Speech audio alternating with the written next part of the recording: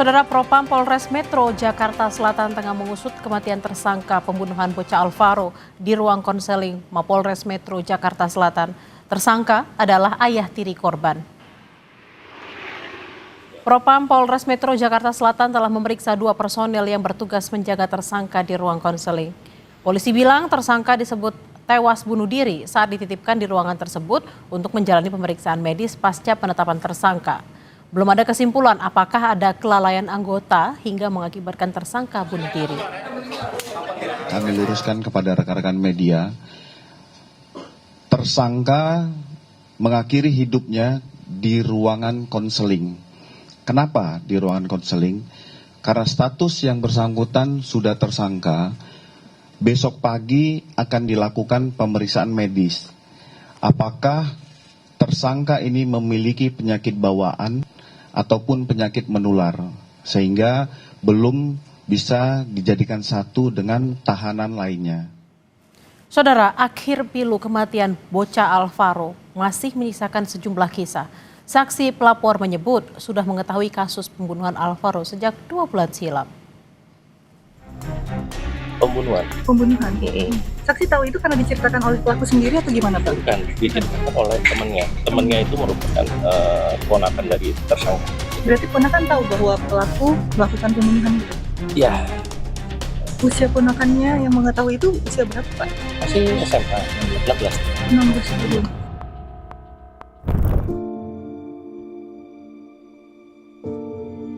Saksi pelapor Muhammad Reza mendatangi rumah duka keluarga Alvaro di Pesanggerahan, Jakarta Selatan. Saksi pelapor mengungkap kasus pembunuhan Alvaro pertama kali diketahui dari salah satu karyawannya yang merupakan rekan pelaku. Kasus ini sejak awal disebut sebagai pembunuhan. Reza menyebut sudah mengetahui kasus ini sejak bulan September, namun ia baru memberanikan diri melaporkan kasus ini ke polisi beberapa waktu lalu. Saksi yang Bapak maksud itu siapa, Pak? Dan kenapa bisa melapor ke Bapak? Ya karena dia kerja sama saya. Oh, saksi tahu peristiwa itu dari mana atau melapor ke Bapak detailnya seperti apa, Pak? Ya karena saksi dan keponakan tersangka itu satu sekolah. Yang dilaporkan apa, Pak? Yang dilaporkan adalah kejadian tentang terkait korban. Korban. Ya, apa yang terjadi dengan korban. Jadi sebenarnya kita sudah tahu dari bulan September, cuma keberanian saya untuk melaporkan masih takut melapor karena saya nggak ngerti detailnya. Akhirnya kemarin seminggu yang lalu saya berani untuk melapor. 8 bulan Alvaro hilang, bocah 6 tahun itu ditemukan meninggal dunia pada Minggu 23 November. Jasad Alvaro ditemukan di bawah jembatan Cilalai, Kecamatan Tenjo, Kabupaten Bogor. Bocah malang ini dibuang di tumpukan sampah usai dibunuh ayah tirinya. Remuk hati sang ibu mendengar sang buah hati telah ditemukan dalam kondisi meninggal. Arum, ibunda Alvaro Kianu yang selama ini bekerja di luar negeri, langsung pulang ke tanah air saat mendengar kabar soal anaknya. Arum langsung menjalani tes DNA untuk mencocokkannya dengan jenazah Alvaro. Bu, tadi sampel DNA-nya udah diambil ya sebelum kesini? Udah. Di mana tadi? Udah dilakukan di rumah sakit Polri. Apa aja tadi yang diambil sampelnya? Dari air liur aja. Terus sama ada sedikit tadi? Wawancara. Mirisnya, Alvaro dibunuh justru oleh orang terdekatnya, yakni ayah tiri. Polisi menetapkan ayah tiri Alvaro sebagai tersangka meski sempat menutupi jejak kriminal dengan berpura-pura mencari Alvaro. Tersangka bahkan sempat melapor ke polsek. Polisi menyebut motif pembunuhan Alvaro dipicu dendam ke ibu korban. Sang ayah tiri curiga ibu Alvaro selingkuh saat bekerja di luar negeri. Tersangka ini sempat memang datang ke polsek. Jadi memang dari hasil jejak digital yang kita cari handphonenya pun dia juga berusaha untuk mengelabui bahwa dia berusaha untuk mencari. Sebelumnya, Alvaro terakhir terlihat di Masjid Jami Al-Muflihun Bintaro 6 Maret lalu. Selang 8 bulan, jasad Alvaro ditemukan di Cilalai, Kecamatan Tenjo, Kabupaten Bogor. Jelang maghrib, Alvaro belum juga pulang. Sang kakek tak langsung curiga karena Alvaro biasa bermain sampai malam. Menurut pengakuan penjaga masjid, Jelang maghrib, ada seseorang yang mengaku ayah Alvaro datang ke masjid. Ada orang lewat nih. Saya tanya, Pak nyari siapa? Nyari anak saya, namanya siapa? Alvaro. Oh ya udah di atas Nus, lagi pada mainan di atas. Orang itu tegas bilang ingin mencari anak saya Alvaro. Anak saya Alvaro gitu. Dari data KPAI, antara 2016 hingga 2022, jumlah kasus pengaduan anak sebagai korban penculikan fluktuatif. Di tahun 2022 saja, terdapat 28 kasus pengaduan penculikan anak. Ruang publik seharusnya menjadi tempat aman bagi anak. Kematian Alvaro jadi alarm darurat perlindungan anak. Kasus ini kian membuka mata, anak masih rentan jadi korban konflik dalam keluarga. Tim Liputan Kompas TV. Informasi terkini kita segera bergabung dengan rekan-rekan jurnalis Kompas TV. Ada Niputu Trisnanda dan juru kamera Hanel Rivelino di Polres Jakarta Selatan. Dan di rumah duka keluarga Alvaro ada jurnalis Kompas TV Nanda Aprilia dan juru kamera Aufa Farid.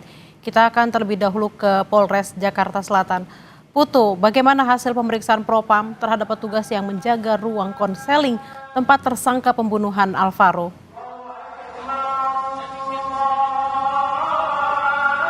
Ya, selamat siang Bella dan juga saudara. Sampai dengan saat ini proses pemeriksaan masih terus berjalan karena fokusnya yang diperiksa ini tentu saja berkaitan dengan kalau dari data sementara yang kami peroleh, 2 petugas yang diperiksa ini merupakan 2 petugas piket yang pada saat itu seharusnya menjaga ruangan konseling, di mana kalau melihat urut-urutannya begitu ya, ketika Alex ini ditetapkan sebagai tersangka setelah menjalani proses pemeriksaan yang juga cukup panjang, sudah mengakui bahwa melakukan aksinya yaitu menghilangkan nyawa dari anak tirinya sendiri yaitu Alvaro. Ini memang sengaja begitu ya ditaruh di ruangan konseling karena akan melakukan tes kesehatan, di mana nanti akan dicek apakah punya penyakit bawaan dan lain sebagainya. Tapi di momen itu justru dimanfaatkan oleh tersangka atau Alex dalam kasus ini untuk kemudian mengakhiri hidupnya dengan menggunakan celana panjang yang sebelumnya ini memang diminta kepada petugas karena mengaku mengalami diare begitu. Nah, kronologi yang disampaikan ini tentu saja akan dicocokkan dengan kesaksian ataupun juga keterangan dari 2 petugas yang saat ini diperiksa oleh Propam Polres Jaksel begitu ya, untuk mengetahui apakah memang pada saat Alex berada di ruangan konseling sendiri di ruangan yang terkunci begitu, ini memang sama sekali tidak ada pengawasan atau seperti apa. Kemudian juga kita tahu kasus tersebut, kematian dari tersangka Alex ini diketahui oleh saksi berinisial G begitu ya, dari sela-sela pintu. Nah, ini yang kemudian coba ditelusuri apakah ada unsur kelalaian pada saat proses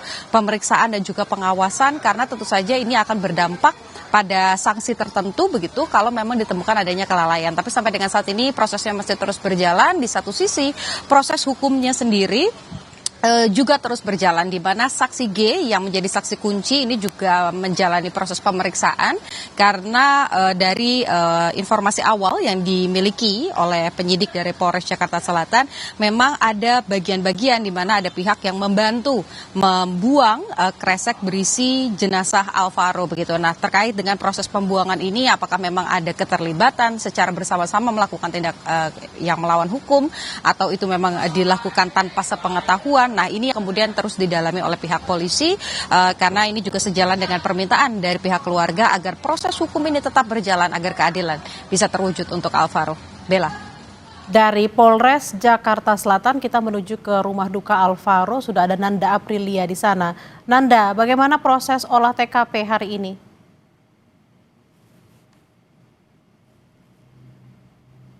Sebenarnya untuk posisi saya melaporkan saat ini kurang lebih 800 meter dari kediaman rumah Alvaro, tepatnya di tempat kejadian perkara Masjid Jami Al-Muflihun yang berada di Pesanggerahan Jakarta Selatan yang ada di belakang saya. Nah, terkait dengan olah TKP sebenarnya sampai dengan siang hari ini kami masih menggali terus informasi karena kalau berdasarkan beberapa pihak yang kami coba untuk konfirmasi, kami mencoba hubungi Kasat Reskrim dari Polres Jakarta Selatan sampai dengan Kapolsek Pesanggerahan dan kami mendapatkan adanya informasi dari Kanit Reskrim dari Polsek Tenjo yang menyebutkan bahwa sepertinya hari ini ada agendanya di kawasan Tenjo. Jadi tadi juga sudah ditegaskan melalui pesan singkat kepada Kompas TV. Kami mencoba konfirmasi juga kepada Kabid Humas Polda Metro Jaya, Kombes Budi Hermanto, yang menyebutkan saya bertanya apakah ada olah TKP yang akan dilakukan hari ini, tepatnya di salah satu TKP yakni di Masjid Jami Al-Muflihun ataukah tidak. Namun ia menegaskan dengan menjawab hanya ada agenda yakni pencarian kerangka yang ada di kawasan Tenjo yang merupakan tempat ditemukannya kerangka yang diduga milik Alvaro.